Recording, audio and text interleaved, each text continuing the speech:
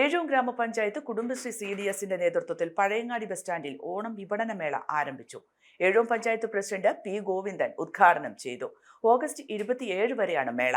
ജൈവ പച്ചക്കറികൾ, പായസം, വിവിധതരം അച്ചാറുകൾ തുടങ്ങിയവ മേളയിൽ ലഭ്യമാകും. Panchayat vice president KN Geetha അധ്യക്ഷത വഹിച്ചു.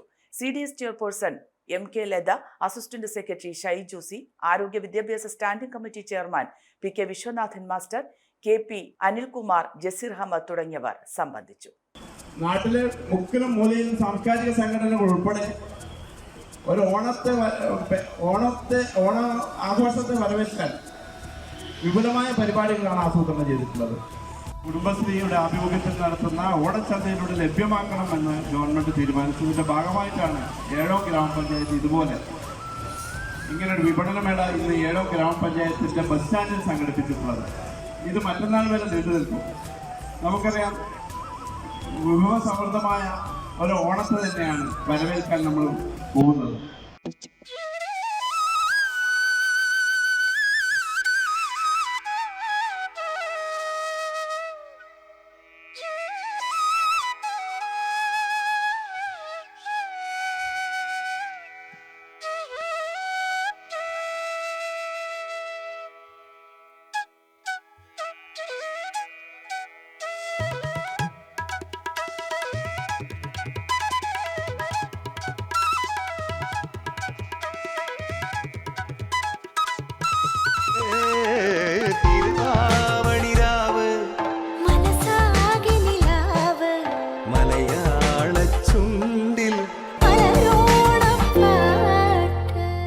Global lab medical laboratory Pazhayangadi.